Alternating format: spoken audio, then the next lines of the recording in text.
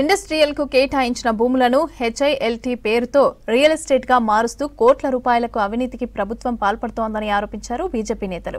6,30,000 కోట్ల విలువైన 9,292 ఎకరాల భూములను 5,000 కోట్లకే కట్టబెడుతోందన్నారు. ఇక హెచ్ఐఎల్టీపై గవర్నర్ ను కలిసి ఫిర్యాదు చేశారు బీజేపీ నేతలు. ప్రభుత్వంతో చర్చిస్తామని గవర్నర్ హామీ ఇచ్చినట్లు చెప్పారు. ఈ నెల 7న ఇందిరా పార్క్ దగ్గర మహాధర్నా నిర్వహిస్తామన్నారు బీజేపీ రాష్ట్ర అధ్యక్షుడు రామచంద్రరావు.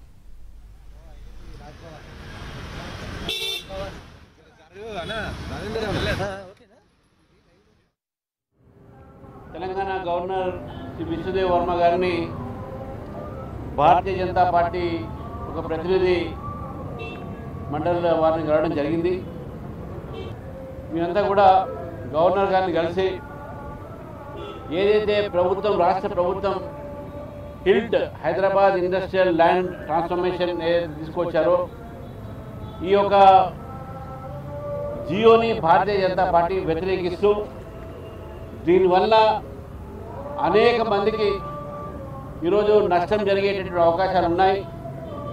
అంతేకాకుండా ల్యాండ్ కన్వర్జన్స్ పేరు మీద హిల్ట్ అనేటటువంటి ఒక జియో ద్వారా హైదరాబాద్ నగరంలో ఉన్నటువంటి ఒక ఏవైతే ఇండస్ట్రీస్కు ఆ రోజు కేటాయించిన భూములు ఉన్నాయో అది రియల్ ఎస్టేట్లో ఒక సంస్థలకు దారాదత్తం చేసేటటువంటి ఒక ప్రయత్నం.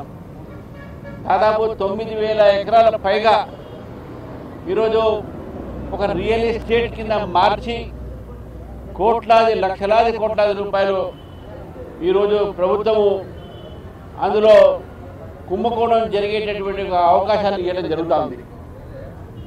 ఈ సందర్భంగా హిల్ట్ అనేటటువంటి ఒక పాలసీ ఏదుందో దీని ద్వారా ప్రభుత్వం ఒక ఖజానా నింపడానికి చేస్తున్నటువంటి ఒక నేపథ్యంలో ఈ భూములన్నీ కూడా అనేక సంవత్సరాల క్రితము ఇండస్ట్రీస్కి అలాట్ అయ్యి నడుస్తున్న ఇండస్ట్రీస్ కూడా ఈ యొక్క స్కీమ్లో చేరి అక్కడ పనిచేస్తున్నటువంటి ఒక సిబ్బందికి కానీ అక్కడ పనిచేస్తున్నటువంటి ఒక కార్మికులు కానీ నష్టం జరిగేటువంటి అవకాశాలు, వారు జాబ్లు కోల్పోయే అవకాశాలు ఉంటాయి.